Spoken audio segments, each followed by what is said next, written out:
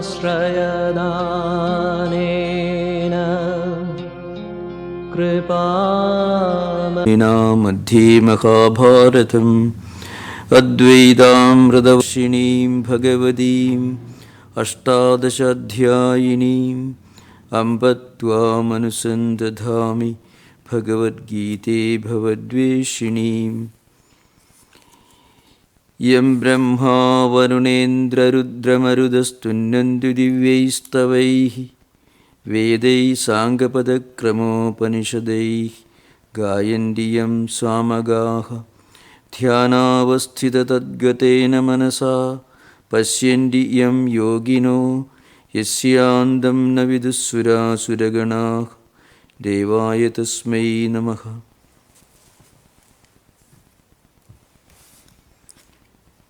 We are continuing our discussion on the third chapter of the Bhagavad Gita. So we already discussed the first verse. So the first verse is Jayasi chet karmanaste mada buddhir janardana tat kim karmani ghore mam niyojyasi sakeshiva. This is the verse. It's a question that comes from Arjuna, the student. The question is this. Well, if philosophy is greater than action, then why do you force me, why do you compel me to engage in this action which I myself don't like, which I consider, which I find very, very distasteful, which I don't want? So we should keep this background, the background of the story. Arjuna essentially was not willing to do his duty, with the duty that he considered to be very unpleasant. So very often it happens in our life. We may have to do certain things which by the force of circumstances, by virtue of our own profession, our own compulsions, our need, our qualifications, our own preparations, we are expected to do. But for some emotional reason, we feel, well, I would rather not do that. It's not that we are incompetent to do that, but rather we don't want the challenges, the difficulties, the complexities associated with the particular duty. And then our mind may try to deceive ourselves. Our mind may give false justifications for not doing what we have to do but don't want to do. So can we do something in our life that is our duty but that we may not like it? So there are 2-3 Sanskrit words in this connection. One is priyam, the other is hitam, the other is pathyam. The 3 important words. These words have a great significance from psychological and philosophical perspective. I should try to explain. Priam is what we want to do, what we enjoy doing, which may be harmful to us, but still we want to do that. Well, gambling, obsession with gambling, drug addiction, alcoholism, too much of obsession with the internet. These are some of the classic examples that come to my mind in modern times.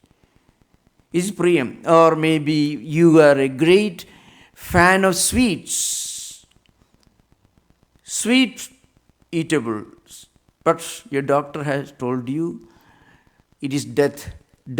Sugar is death for you. If you are suffering from high diabetes, it is death. No, it is priyam for us, but we want to do it. This is one category. The second category is pathyam. Pathyam is something that we may not like very often, but we have to do. It could be in the form of a discipline. in the form of doing something or in the form of withdrawing from some actions. See, a doctor may recommend you to eat certain types of food items, maybe vegetables, things that we don't really want, but it is important, it's a matter of your health, your survival, that you should stick to certain types of food if you want to survive, if you want to maintain your health. It's called pathyam. So it is a recommendation for our own good. That is pathyam.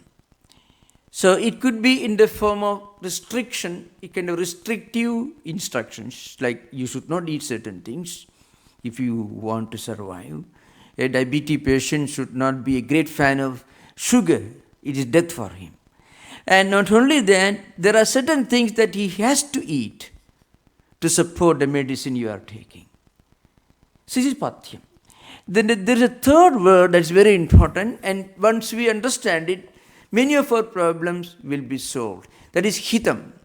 Hitam is something that we should go for, we should practice, and it is good for us in the long run. So there's a three words used in medicine and also in philosophy. One is priyam, things that we like doing, like a diabetic patient falling in love with sugar, with death for him, a disaster. He may like it, but it is very, very dangerous for him. That's priyam. I gave the example, obsessions, drug addiction, gambling, obsession with the internet. All these are classic examples in modern times. Certain types of professions that may be harmful to us, but we have a liking for it. So we are fully convinced it is harmful, but we cannot draw our mind away from it. That is a terrible mental, psychological trap, a prison actually.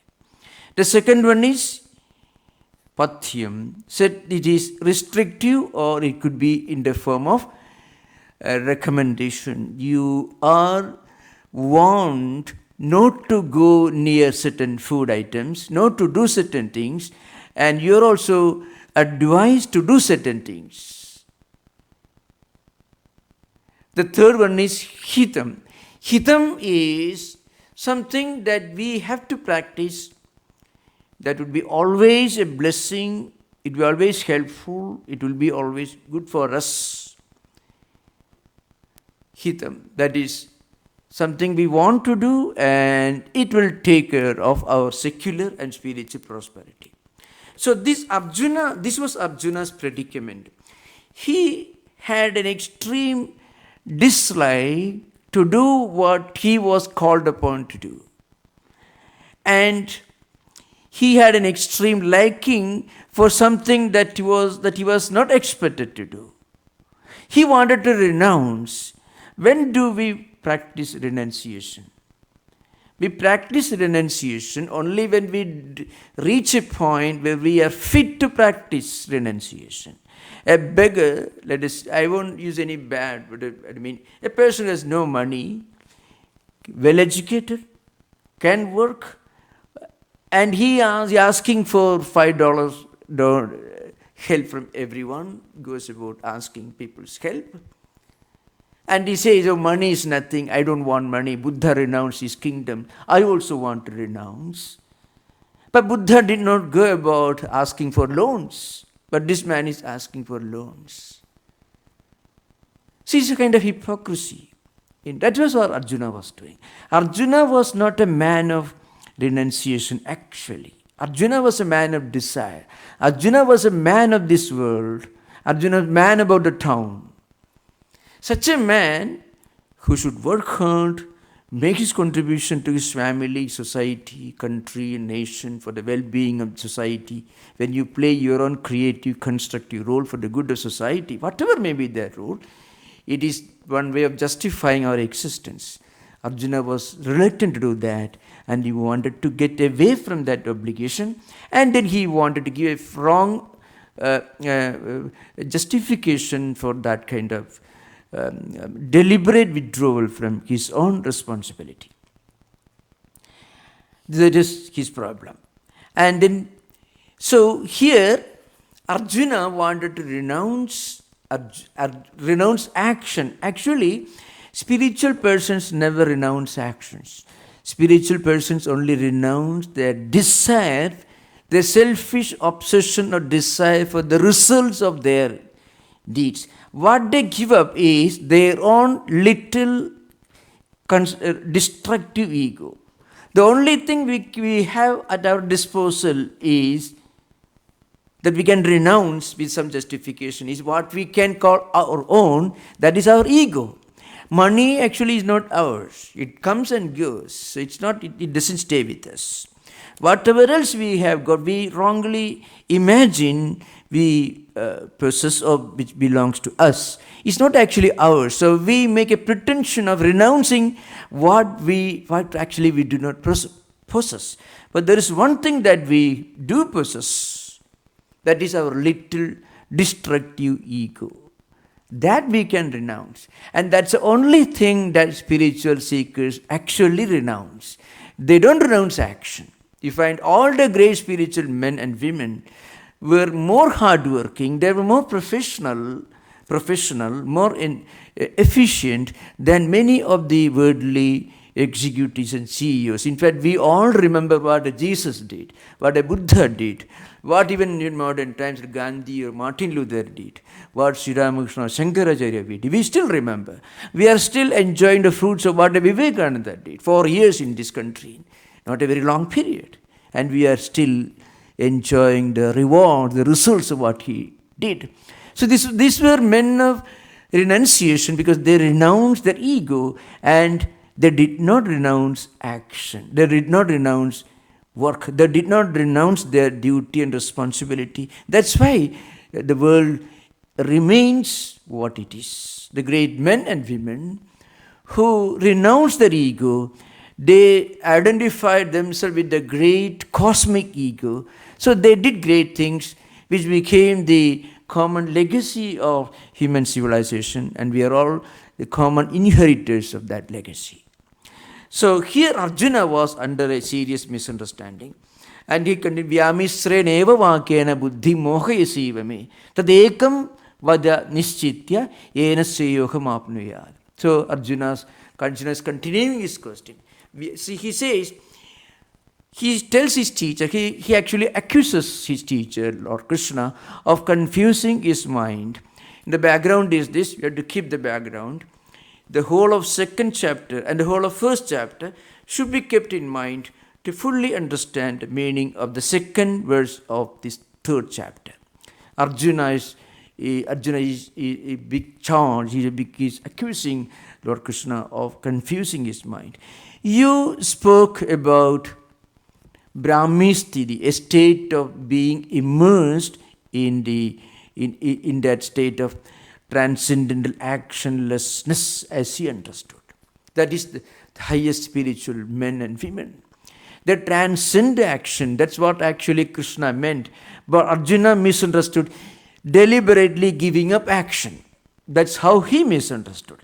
So actually the confusion was with Arjuna's mind, not with Lord Krishna. But when a bad student always accuses even the best teacher. That's what happened to Arjuna. Arjuna's mind was confused.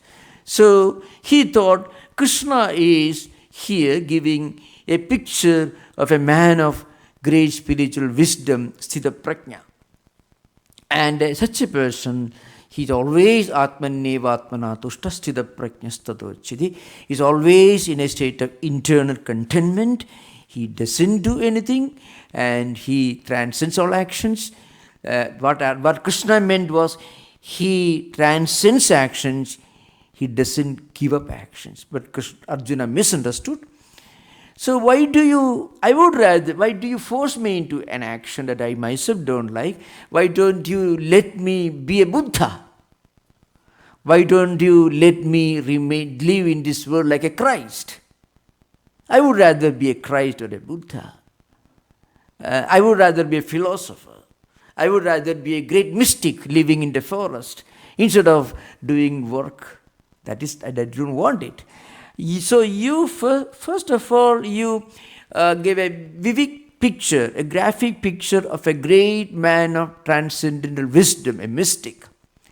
And then you wanted me to do work, not to remain as a mystic, but to do work which I myself don't want. So you are actually confusing me. See, if you, Arjuna's confusion was terrible, something like this. When you go to a shop, Tidal Waves, anyway, they won't do that, but let us say an example, imagination. Suppose they give you, these are all wonderful apples and oranges. These are all, expiry dates over.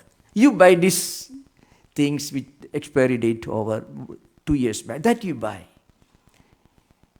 You don't buy that. That is how Arjuna misunderstood. It was Arjuna's problem, not Krishna's problem.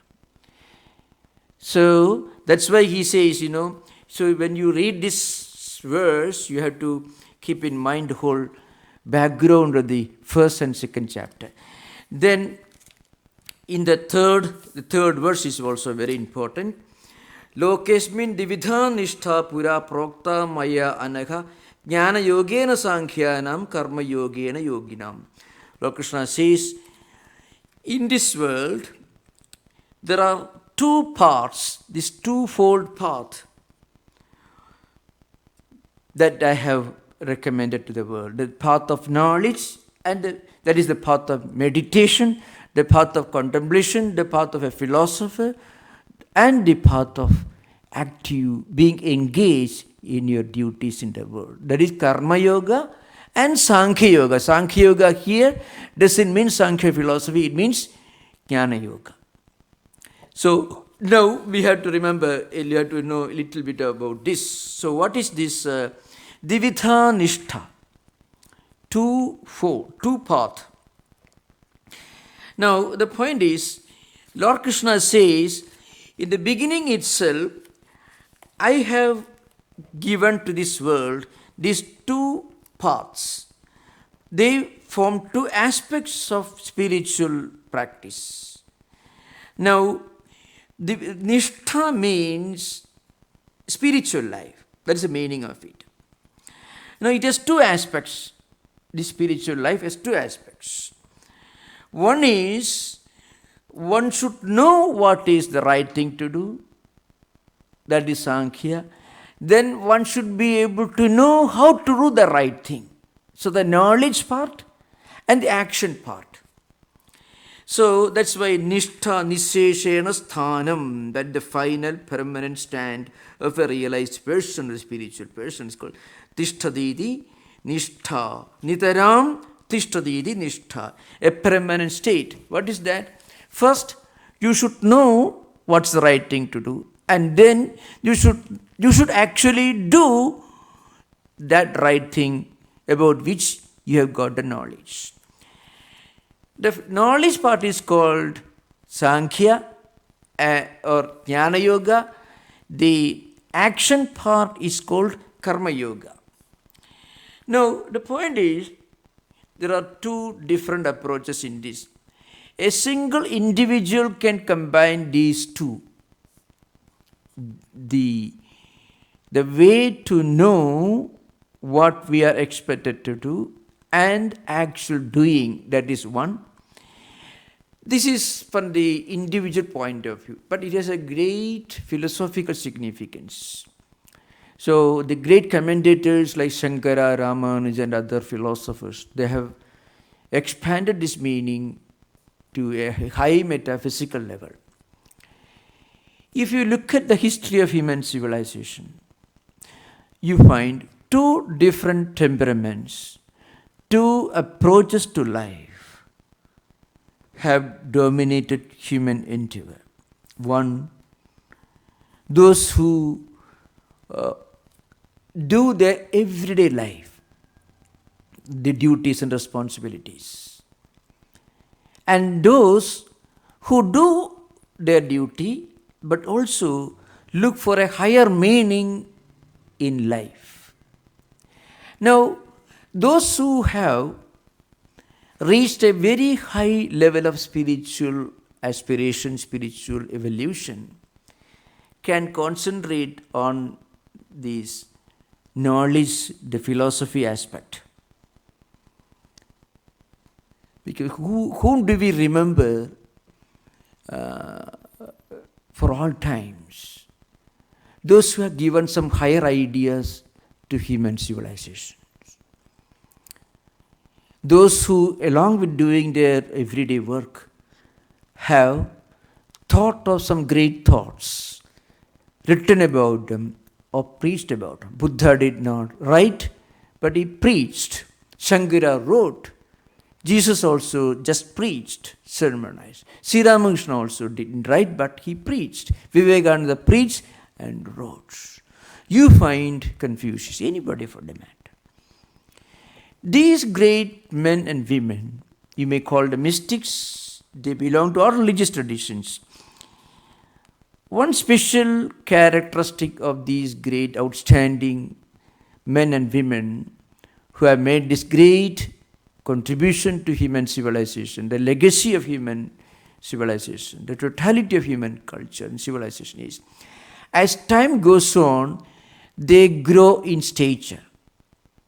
As their ideas spread, as their ideas continue influencing human minds and human actions, nations and societies, the stature also evolves and becomes greater and greater. Then there are those who led everyday lives. They were busy with their profession, with their job, with their duties, and they didn't think beyond the present, beyond the today, beyond what is visible on the mental horizon. You find those who live very, very extremely over-disciplined life, they don't make any great contribution to the world.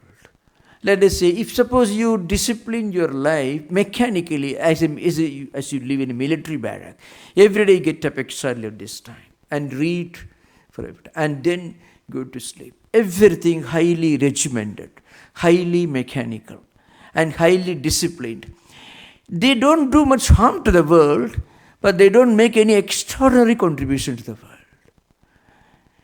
They won't live one day leaving the palace and family behind and walk 1,200 miles as Buddha did. They won't take the trouble to think about the problems of the world and then teach the poor people, the fishermen or the poor shepherds as Jesus did. Because there is a very uniform, highly regimented. Even in the classical writers, great philosophers, great literary artistic geniuses, there was something among them that made them stand out from the common crowd. So I have seen some authors, not in here, but before coming out of this country, some authors who wrote 70, 80 books, very, very ordinary books. So they practically spend 13 hours. I have come across such authors. The 13 hours they wrote translations, articles, nothing very extraordinary. Nothing very extraordinary. But there were those who never wrote anything, really speaking. And what they wrote became outstanding. So those who do very hard work, very disciplined, very regimented, very uniform, very punctual, you can't expect anything very extraordinary from them. So like that, those who follow the everyday pursuit, activities, life and duties and responsibilities, you cannot expect anything very great from them. From whom do we expect? Those who combine this karma yoga, these everyday life activities and a high philosophy of life, high ideal that guided them. I mean, their life was much more than just a disciplined life in a military barracks. It was much more creative. Those whose life and activities were guided by great ideas. So action and contemplation. That's what we are talking about. So Karma Yoga essentially, I mean, that's the theme of this chapter. Karma Yoga means action and contemplation. Action, if it is too mechanical, too regimented, it's like you eat one full truck full of grass.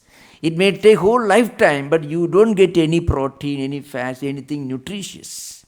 But if you drink one glass of milk, you get a whole world of nutritious elements. So what actually Sri Krishna is talking about, do your work, but combine with that work a high philosophy. And for that you have to practice karma and yoga. So because we have to refer to the great teachers of Vedanta tradition in order to do full justice to the subject at hand. So there is an ancient verse, those who there's a yairime guribhi purvam padavakya pramanataka. These ancient great teachers who wrote commentaries on these works, for every word, every sentence, every thought, the tam nityam pranadosmyakam. We always do pranama to them, remember to them. So Shankaracharya, the great philosopher who brought out the meaning of Bhagavad Gita to modern world, he says, Nishtadvayam, according to Shankaracharya, yoga, that is karma yoga, action and contemplation together, is the means to higher realization. So Sankhya yoga, that's what we studied the previous chapter. Sankhya or Jnanam, the path of knowledge, that's the goal. But to reach that goal, we have to combine our everyday life, action which we cannot avoid by any chance, but action should be combined with a higher philosophy, a spiritual perspective. That is yoga. So action and contemplation together is called karma yoga. That becomes a means for us to reach a point where we transcend action. We don't give up action, we go beyond action. So Arjuna was trying to reach or transcend this actionless state by avoiding action. So that should be understood. Arjuna was trying to reach a spiritual goal where he doesn't have to do anything, which is actionless, life minus action, life minus duty, life minus any challenges. That was what Arjuna was talking about. What Lord Krishna says, you can reach that point not by practicing inaction, but by combining action and philosophy at the beginning. And when you do that, it's called karma yoga. When you practice karma yoga, then you will automatically reach a point where action is no more action for you. There is no burden of duty. Duty ceases to be duty. Work ceases to be work. There is no strain. There is no fatigue. So you can just imagine all these great men I quoted, whether Buddha or Christ. Were they tired of doing work? They were never tired of doing. You never hear in the life of any of these great mystics, or even a great man like Gandhi, who was not technically, conventionally a mystic like Buddha or a Christ. A man was very much a part of the political spectrum of the country for decades. Gandhi never felt the need to take rest. That's because he never felt that he was doing anything. He never felt the need to retire from work. That was because he never felt that he was doing any work. But he was he slept only for 4 hours every day. So how can you imagine, how can you explain this strange phenomenon? This man never needed rest because he was never tired. Now, it is a matter of human approach. Human is a psychological approach, a philosophical approach. Say Buddha getting tired, or Sri Ramakrishna getting tired. Sri Ramakrishna, even after his cancer was detected, he continued teaching, continued preaching. He never felt he was doing anything. Then you find you can watch your own activity, you can watch yourself. And because you are dissociating yourself from what you are doing. So when you dissociate yourself, when you detach yourself from what you are doing, then why should you feel tired? See, let's suppose you are holding in your hand let's say a big stick. So the stick is not part of your body. You may feel tired when you are working with your hand, but you don't feel tired if the stick alone is working. But suppose we can look upon our own action as something essentially different and separate from our true identity, then you don't feel you are doing anything. So you don't feel that you need rest, because you are not, to begin with, you are not doing anything. This is actually a kind of transcending work. That goal can be reached only by, at the beginning, combining action and contemplation. It's called karma yoga. So karma yoga will take you to a state which we are going to discuss, naishkarma siddhi. Na karmanam anarambha naishkarmyam purushosnide nacha sanyasana deva siddhim samadhi gacchati. You find the same chapter, it maybe, yes, you find it is, yeah, you find the fourth verse. So I'm just, the whole chapter, all these verses are interconnected. Fourth verse is, na karmanam anarambha naishkarmyam purushosnude nacha sanyasana deva siddhim samadhi gacchati. By not beginning to work, by never even starting to do anything, you don't transcend work. By deliberately, forcibly, artificially giving up your duty or your work, you don't transcend work. Naishkarmya means the highest spiritual experience. When you identify yourself with your Atman, which is beyond any action or anything, when you identify yourself with this Atman, our true personality, our true identity, that is called Naishkarmya. The translation may be actionlessness, worklessness, etc. The translation is always an approximation. It signifies a point where you transcend the feeling that you are doing anything, but you are not physically or intellectually inactive. See, all these great men whom we refer to, Shankaracharya, see the amount of physical work they did is actually mind-boggling. And they were practicing naishkarmya, means actionlessness. So when you practice actionlessness, you act more. When you transcend work, you work better, because there is no need for rest, because to begin with, you are never tired. So Arjuna thought he can reach this state by one day announcing, tomorrow onwards I won't do anything. And Krishna has a strong word to use. He says, you are a hypocrite. If a Buddha had told Sri Krishna, he would have congratulated. But Arjuna was not Buddha. He was a soldier. And he had come to the field. He was a man, he had a lot of aspirations. Don't ever imagine that Arjuna, whom you find in the first and second and third chapters in the Gita, is a great spiritual man. Not at all. Krishna would not have chosen Arjuna if Arjuna had all the wisdom in him.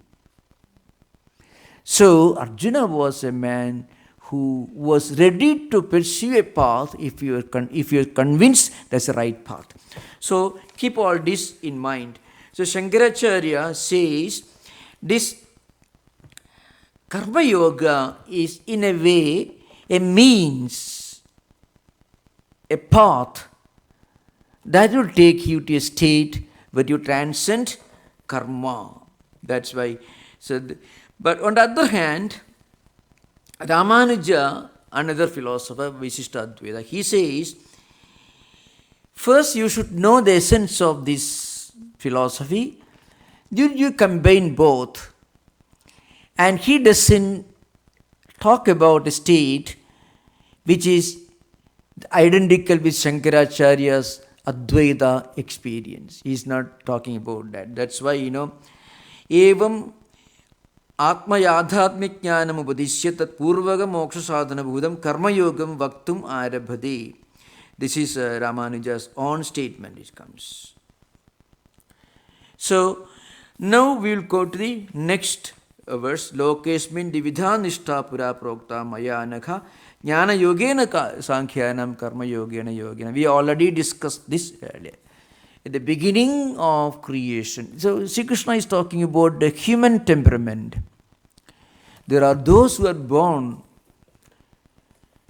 They may not need to work with a strong motive or goal because they are highly evolved.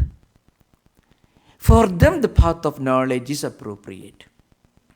But those who are not of this level of spiritual evolution, for them, that work and that work with a higher philosophy, with some detachment, and gradually they will reach a point where they feel, but it is a matter of evolution. It's a state of spiritual evolution that you will reach gradually. So in the fourth verse, Lord Krishna emphasizes the point, na karmana manarambha naishkarmyam purishosnade. By physically giving up something or by never starting to do anything, no one can reach this highest spiritual experience. That's why in the sixth verse, the fifth verse, Nakika sikshanam abhijadu tishtati akarma krta. Please listen, you can, I may not need this book, I quote like this, but you have to look at the text, fifth verse. So don't ever imagine that I'm quoting, I'm referring to the fifth verse. So those who have got the book, you can look at it. Nakika sikshanam abhi jadu tishtati akarma krta. Karidehi avasha karma sarva pragudijaihi gunaihi. Here Lord Krishna is making a very interesting statement. Kshana means a split second.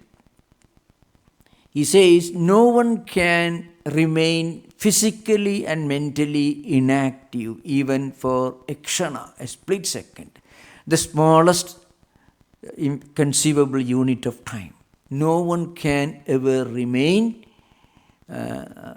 totally inactive. Suppose you are fully inactive, you are sitting in an easy chair comfortably, your mind will be active. And if such a person boasts that he is now doing nothing, he is actually wrong. Because his mind is hyperactive. Very often when a body is inactive, our mind becomes hyperactive. Mind imagines, mind thinks and contemplates and speculates. That's why Nakika sikshanam abhi jada tishtadya akarma krida karidehi avasyak karma sarva pradiyaihi gunaihi. So we are all endowed with different gunas, sattva guna, rajo guna, tamo guna. Sattva guna corresponds to active habits, temperament. Rajo guna corresponds to activism, active habits and temperament. That is Rajoguna. Sattva-guna is higher than Rajoguna. Sattva-guna is a state where you transcend Rajoguna and Tamoguna, but you can be active if you want. See, if you have got a PhD in a subject, you can teach in a degree class, you can teach in a primary school, or anywhere if you got. So a person endowed with the Sattva Guna can really work, can act without being involved, without any attachment, without being obsessed, without desire for the result. But a person endowed with the Rajoguna, he will not be able to do that. He will be working with a strong determination, zeal and enthusiasm. He will have a definite sense of purpose, and he will get tired. He will become tired and will be confused. So he can descend to Tamoguna with the lower state. A person endowed with Rajoguna can descend to Tamoguna. And again he will become active. Again Rajoguna. Those who are essentially of a Tamoguna nature, they may do certain things, but very often they will nidra alasya pramadoktam tatamasamudakruta, means sleep, inaction, misunderstanding, confusion, delusion, wrong ideas, mind always in a state of perplexity. That is characteristic of a person endowed with Tamoguna. Now, these gunas will not seek your permission to interfere with your mind. They will force you to do things and you will be helpless in their hands. That's why Lord Krishna says, you nahi kasikshanamabi jadu tishtatya karma krita. No one can remain quiet physically and mentally and intellectually all the time, completely. Complete inaction is an impossibility. If we don't deliberately try to do something creative, constructive, but diverting our mind and senses into some creative, constructive channels, then our natural temperament tendencies will force us to do things that may eventually be disastrous, prove to be a big problem. That's one advantage of trying to practice spiritual values in our everyday life is we are guarding ourselves against our mind going in the opposite direction. Even if we cannot progress fast enough in our chosen path, we are preventing ourselves from moving in the opposite direction. So that is one advantage of even the humblest effort to practice some spiritual ideal will have this benefit. So in spiritual life, it's not that we reach the goal. We may reach the goal, maybe not in this life, maybe after several life cycles. But the humblest, the smallest effort in that right direction will produce a tremendous benefit, because it will prevent our mind and senses from going in the opposite direction. That's why Lord Krishna says, you'll be helpless. These Sattva-guna, Rajoguna, and Tamoguna, they will be helpless. They will make you helpless.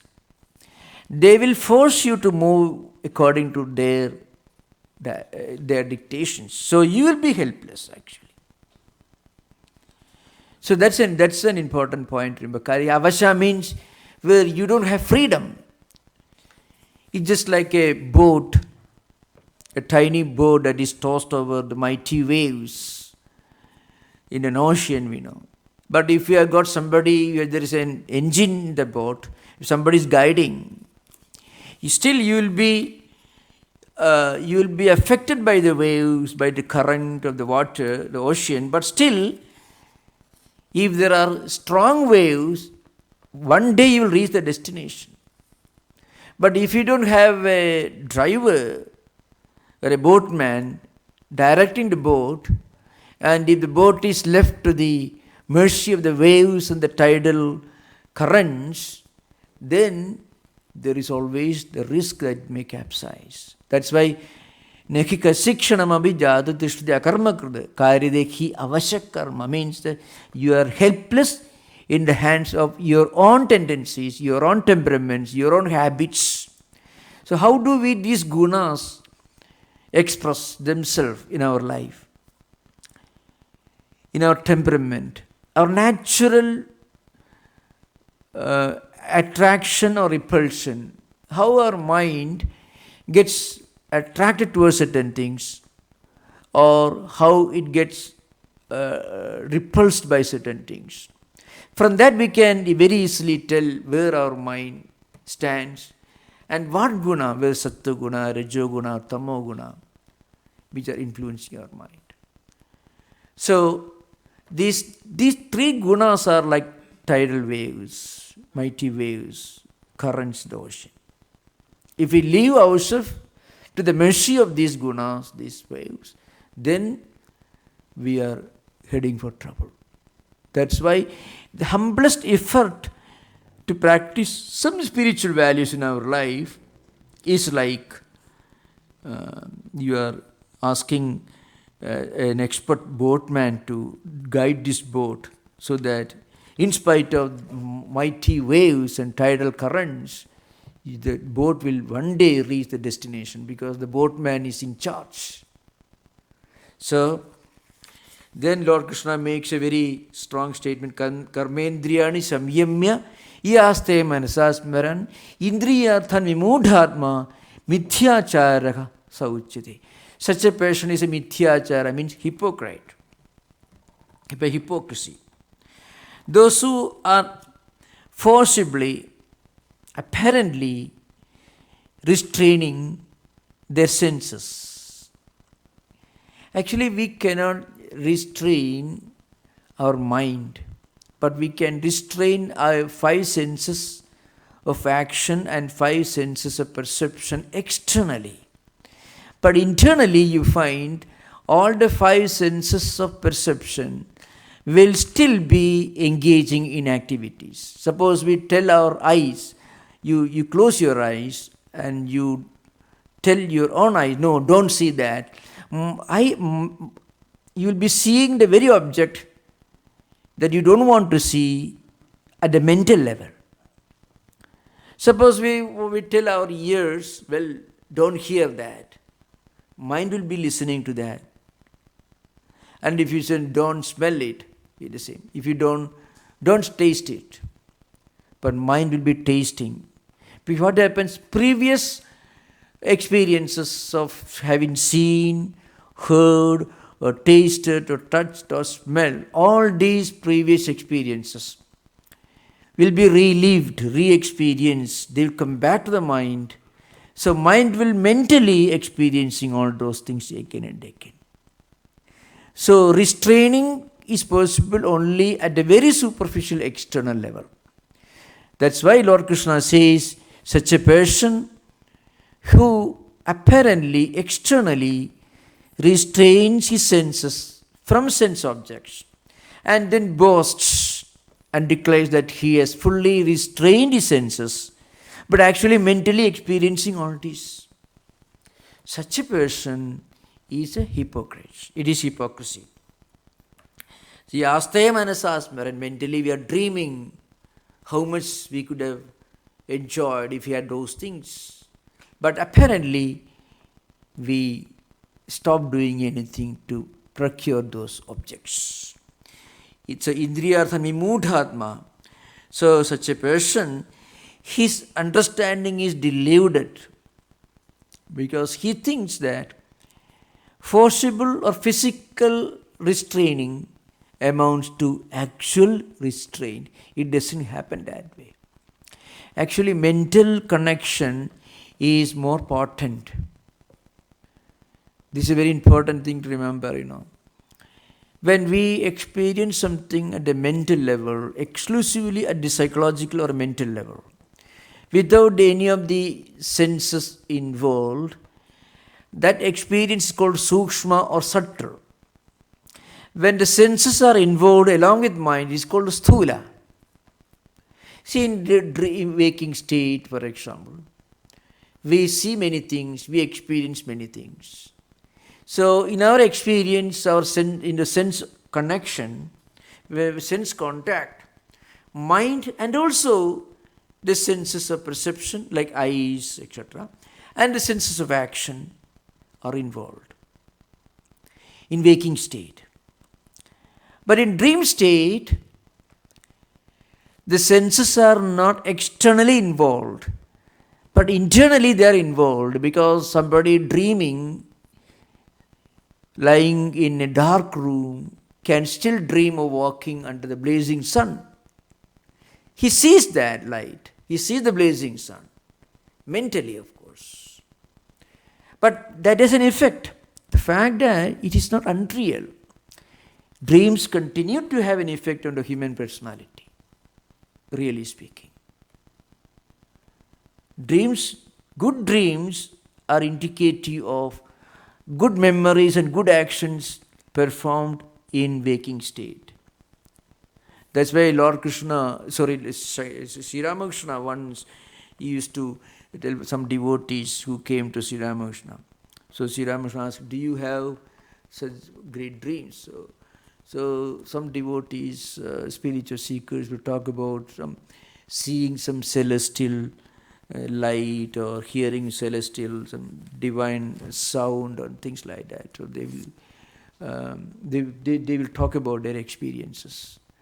The Sri Ramakrishna will be happy, because that's an indication that these devotees are actually thinking of those great things, of reading some holy books.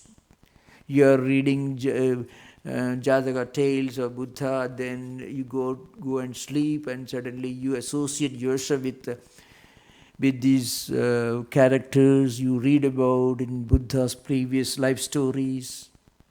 Or you just, that means you have accumulated these thought systems in your mind, and you are sleeping, where mind automatically projects these things, brings the surface of the human mind, the conscious level, and you experience. So now a dream as its own dream, the contents of dream do say something about what we actually are doing in waking state. Not that they are identical. There are differences, kala bheda, desha bheda, sukshma, sthula bheda. Differences with regard to time, space and subtle, gross differences are there, but still it's very important. But here, that's what Lord Krishna says, if you have restrained your senses externally, and you are, manasa smaran means remembering, mentally remembering. It may be dreaming, daydreaming. A person who is not willing to do anything good or bad anytime in his life, but he's sitting somewhere doing nothing, then he imagined what all wonderful things I could have done. And then externally he pretends to be inactive. So this is why Lord Krishna, such a person is a hypocrite. Hypocrisy is a serious problem. It blocks our real path to progress. Hypocrisy, spiritual hypocrisy, is very dangerous. It closes the doors, shuts the doors in front of our spiritual evolution. So that's why Lord Krishna says, he says, don't be a hypocrite. It's far better to be physically active doing something than pretending to be inactive, at the same time mentally dreaming of various things. Okay, so now we will conclude and we'll have interaction for 5-10 minutes. You can ask questions.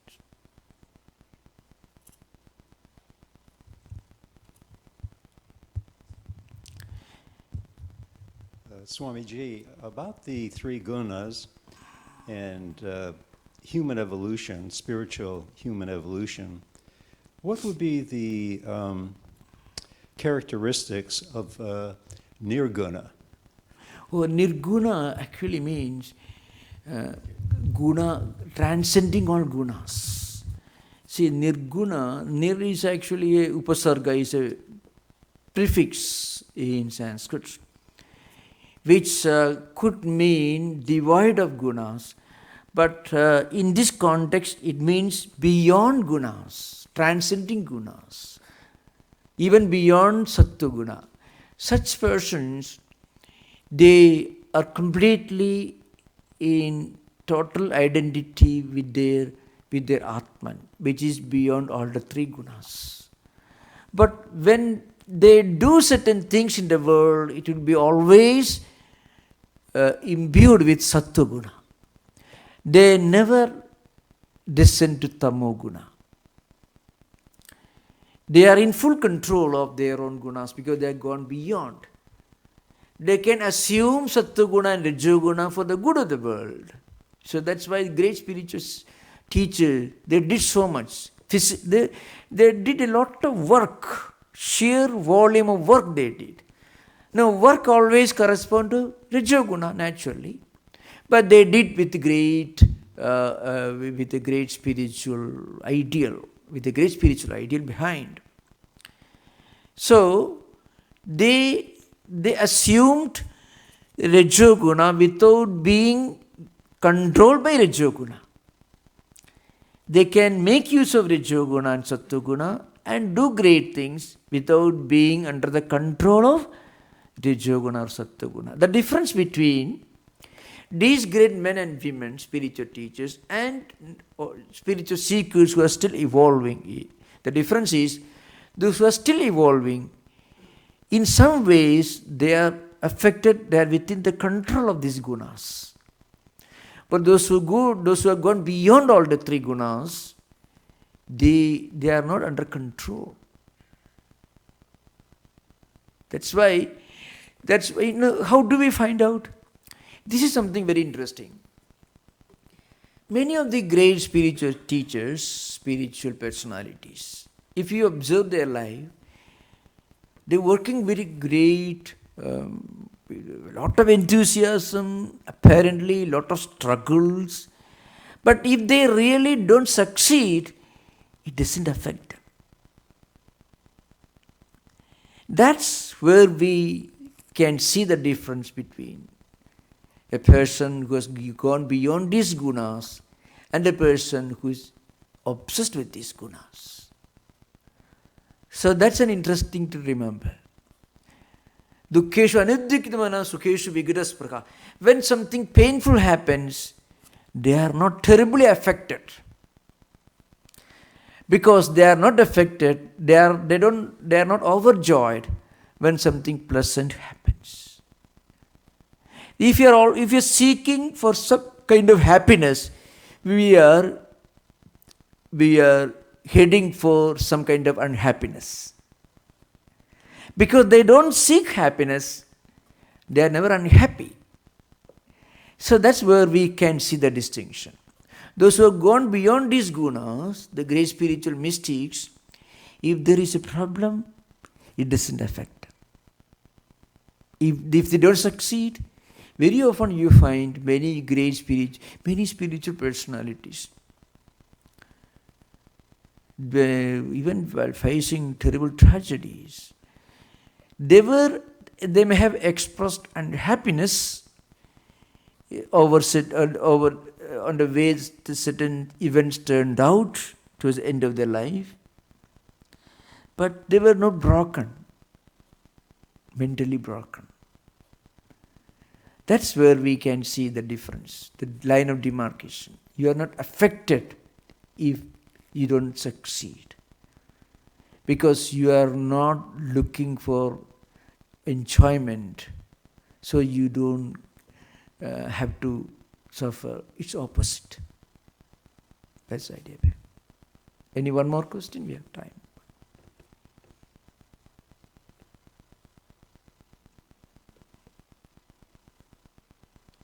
Okay.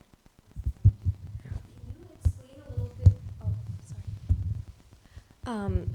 Before, when you were talking a little bit about the idea that being too disciplined can also be a problem. Yeah. I feel like there's so much emphasis on being disciplined and being Siddha Prajna. Yeah. How does that factor in? Yeah. I was talking about physical or self-imposed discipline. It is a common reality you find. great philosophers, great thinkers, great artists, great musicians you find. You cannot manufacture a great classical work, a great artistic masterpiece. You cannot manufacture. Physical hard work cannot produce anything very outstanding. I'm talking about anything very outstanding, So that's what I'm talking about. So, in spiritual life also, when you reach a point, when you reach a higher level of spiritual evolution, you don't feel the need to follow a particular pattern with great rigidity.